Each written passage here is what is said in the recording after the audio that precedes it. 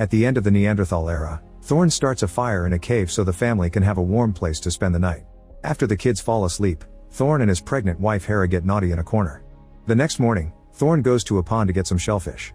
When he tries to climb some rocks, he slips and falls. His body is quite sore from the landing, but thankfully he survives. In the cave, Thorn won't stop coughing and Hera is very worried about his bruises. The following day, Thorn keeps coughing but it doesn't stop him from searching for food. Eventually he's too weak to continue so Hera takes him back to the cave. For the rest of the day, Thorn can only tremble with fever. His family gives him herbal mix to drink but it doesn't help. His chest is still bruised, so Hera makes a cut and drains some of the blood, then she covers the wound with herbs. This finally calms Thorn down. Sometime later, Thorn is still resting. Hera worries about their survival so she tries to teach her daughter Lark how to start a fire. It takes a few times before it finally works. An excited Lark runs to the cave to show her achievement to her father, only to discover that her baby brother has died. Thorn finally leaves his bed to bury the baby while his wife has a breakdown. That night, Hera is still in shock. Thorn makes some paint using plants and guides Hera's hand to leave a print on the cave wall. A few days later, Hera's water breaks while she's on a walk. Lark takes her back to the cave but Thorn makes her wait outside while her mother gives birth. A healthy baby is born, although Hera is quite weak afterward. As days pass, Hera continues to be sick. Eventually she dies, and Thorn buries her next to their baby. That night, he adds his handprint to the wall. Sometime later, Thorn manages to carve a little flute that he plays for his kids. After some thinking, he gives Hera's necklace to Lark. When they leave the cave to look for food, they're shocked to find other humans in the area, so they quickly hide and wait for them to leave. However, by nighttime, those people are still around. Thorn gathers their things and decides to leave with his children. The next day, the family discovers that they're being followed, so they try to travel faster to get away. A few mornings later, Thorn is awakened by someone poking his shoulder. He discovers it's the strangers, so he wakes his kids up and they try to run. However, the men surround them and stop them from leaving. Thorn runs to protect his children, nervous because he can't understand these people's language. He's a Neanderthal, and these are Homo sapiens. One of the strangers talks gently to them, making gestures to indicate that he's offering food. Thorn and Lark agree to try the dried meat and smile when they finally understand that the group means well. When the strangers leave, Lark wants to go with them. After some hesitation, Thorn agrees. When the group stops to camp, Thorn feels rather awkward and decides to play his little flute as a distraction. The others ask him to teach them and everyone loves the music, making Thorn feel more welcome. A few days later, they make it to a Homo sapiens village, where the locals are happy to welcome Thorn and his family. They manage to settle down quickly and feel comfortable in their new community. Thorn even likes playing with the kids. When Lark is old enough, she marries the man who rescued them. Both parents give them their blessings and everyone celebrates their union. In 2025, Claire and her co-worker Greg are trying to get dirty, but it's not going well. They realize they're too drunk to do this and decide to quit.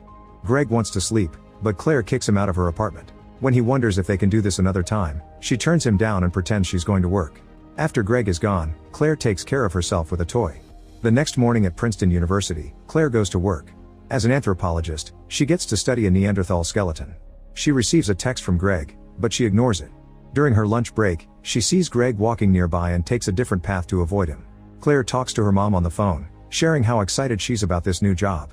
There's a chance to publish a paper, to discover where humanity comes from, and perhaps even cure cancer. In the evening, Claire finally texts Greg back with a very neutral message. Sometime later, Claire gets a call from her mother on her way to work and decides to ignore it. Later she receives a text from Greg asking her about her job, so she happily answers and they chat for a while. Then her mother calls again, so this time she picks up. She's devastated to learn that her mother has cancer and may not have much time left, so Claire ends up having a breakdown in the corridor. In the evening, she goes to a party and bumps into Greg. They go to his apartment and this time Claire successfully reaches her climax. It doesn't last long and Claire immediately leaves because she has to catch an early flight to Vancouver. The next day, Claire arrives at her mother's house.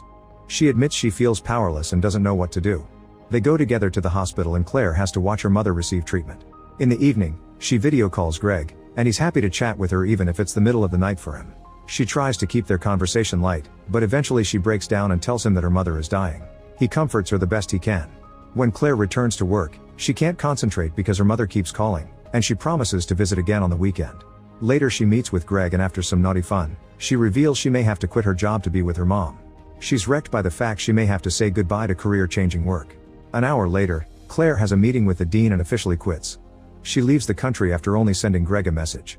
On the plane, she can't stop crying. A few days later, Claire calls Greg for support. Her mother is in a really bad state and she keeps thinking she'll never go back to the USA, so she's afraid that their relationship may not survive. However, Greg has hopes for their future together. Sometime later, Claire's mother finally dies and Claire calls Greg for support again. The next day, Claire tries to call him but he has to work so he ignores it for now. Eventually he does call her back, but she's busy so she has to hang up quickly.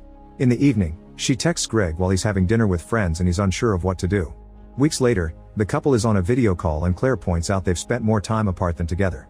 She goes on a rant on how she can't handle this anymore, only to accidentally say that she loves him. Greg finds it amusing and says he loves her back, but Claire is still grumpy. Sometime later, Greg comes to live with Claire. She shares that she's managed to convince the university to let her keep working on the research from home. Greg surprises her with a necklace made from the little object that the skeleton she studied was holding. Claire loves it and kisses him for it, but at the same time she knows it was very inappropriate to steal, so she has mixed feelings. For the 2029 holidays, the couple falls asleep on New Year's Eve, and they only wake up when they hear their neighbors celebrate at 00 o'clock. A very pregnant Claire wonders if they should move because this house is stuck in the past, but Greg likes it there. Claire then wonders if she should apply for a professorship and is clearly nervous, so Greg says they should go to bed for now. Claire checks on their son first and admits she isn't sure if she should take the job because it'd pull her away from the family. When the couple takes the kids to the museum, they find Thorne's flute on display. The Neanderthal art also looks like him, implying the skeleton was him and Claire's necklace was Hera's. The tour guide says that Neanderthals weren't smart, but Claire and her son immediately correct him, pointing at the flute as proof. After the guide leaves, Claire reminds her son of the importance of unity, pointing out that the Neanderthals and the Homo sapiens formed families together. In the far future, longevity-enhanced pilot Coakley wakes up in an extremely advanced spaceship. She chats with her AI co-pilot Roscoe while doing exercise, asking if they've arrived at their destination yet. They've been traveling for 210 years, which means they still have 126 years to go. Coakley makes a joke but she feels very lonely. After making some repairs, Coakley has lunch. All the food is just the puree version of classic dishes. While eating, Coakley plays with the screen on the table and talks about the ship's impact deceleration. Roscoe tells her that's its job and worries about her state of mind, especially since Coakley hasn't been sleeping well. Then Coakley checks her plants and wonders if they're getting enough water. Roscoe checks the soil and confirms they are. However, minutes later, Roscoe announces that the oxygen level has gone down 1%. Coakley checks the plants in the greenhouse and discovers that some of them are sick. They have to disinfect the greenhouse and collect samples to find the contaminant, although supposedly there shouldn't be any. A few hours later, removing sick plants has resulted in the loss of 4.5% of productive mass. Coakley is quite upset by this and wishes she could hear something nicer, so Roscoe surprises her with a funny joke. While running the tests, Coakley asks Roscoe about their acceptable margin of error. Roscoe explains that losing more than 6% of the plants would equal mission failure, and Coakley can't help but chuckle at the feeling of doom. They've already lost 5%, so she needs to find the source of the infection and stop it soon. Some hours later, the situation hasn't improved. Roscoe asks what it's like to think about death, but Coakley don't want to talk about that. She tells Roscoe to turn off all non-essential electrical units to save on oxygen waste, even if the difference will be small. The lights go out and Coakley continues to work using a flashlight. Then Roscoe tries to get philosophical about the human mind, but it's interrupted when it gets an alert about a formula for an antiviral. Moments later the antiviral is sprayed on the plants, but sadly it doesn't work. Coakley turns off the screen, unable to look at the dooming numbers anymore.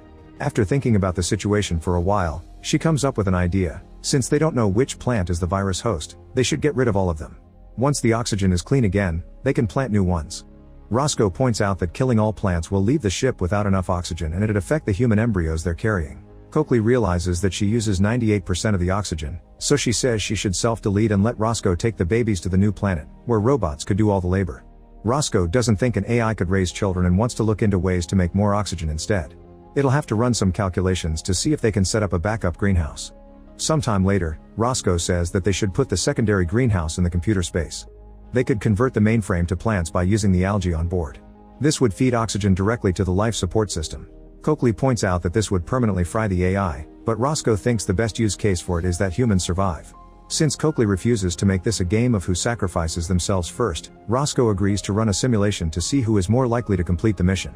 The next morning, Roscoe tells Coakley that it can't run the simulation because it can't predict her behavior. Coakley doesn't believe it and forces it to share the real result. Coakley has more chances of completing the mission. When she asks to see the math, Roscoe doesn't want to show her. Then Coakley checks the simulation herself and discovers there is only a 0.2 difference.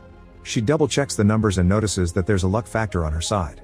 Roscoe explains that humans have a certain factor related to creativity and luck that is hard for her to calculate. Having no other choice, Coakley gets the manual and looks for a way to turn off Roscoe. She uses tools to open a panel in the wall and finds the computer's mainframe. Roscoe tells her about the lever on the podium and assures her that this won't hurt. When Coakley asks for any last words, Roscoe asks her to take good care of the children. Coakley says that Roscoe was her only friend and cries as she pulls the lever to shut the AI down. The next morning, Coakley feels lonelier than usual because Roscoe isn't there to chat. This doesn't stop her from working on transforming the computer room into a new greenhouse. It takes no time for plants to start growing there. Weeks later, the oxygen in that room is 100% clean. Ready to move on, Coakley checks the manual again to read about artificial wombs. It's extremely complicated, but she manages to set one up in the nursery. Unfortunately, the experiment fails in just a few hours. Coakley refuses to give up and keeps researching while trying the experiment over and over again. After several failed attempts, Coakley finally manages to produce a baby that she names V.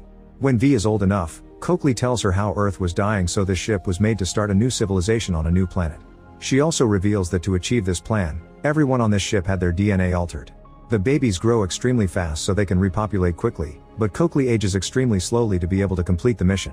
She's an exception to the rule, since humans learn that living forever is actually a bad idea. The parallels between the three stories then become clear. Thorn teaches the new generation how to make fire. Claire passes her knowledge to her kids and pushes Greg into being a better father by making him talk to their son when they find naughty movies on the family tablet. Coakley makes 2 more babies and teaches V how to take care of them so she won't ever be alone. They take care of the plants in the computer room together, always saying, "Thanks Roscoe," when they enter. She also makes V run thousands of simulations a day in case of a crisis. V hates these simulations because they often fail, so Coakley gets serious with her. If one day something happens to her, V needs to be ready to take over and fight for the crew's survival. In the past, Lark is giving birth to her own baby. When that kid is old enough, the necklace is passed down. That night, Thorn relaxes by the fire and dies in peace knowing his family is safe. When the family buries him, they add another handprint to the wall and put the necklace in his hand. In the present, Claire and Greg hear their adult son talk about a new science called elixir that will help people live longer. Backstage, they leave the necklace for him with a supportive message. On their way home, they discuss the elixir and agree they don't want to live forever, since it makes life seem very improbable and finding the end adds meaning to it. When Claire dies of old age, her sons cry by her bedside.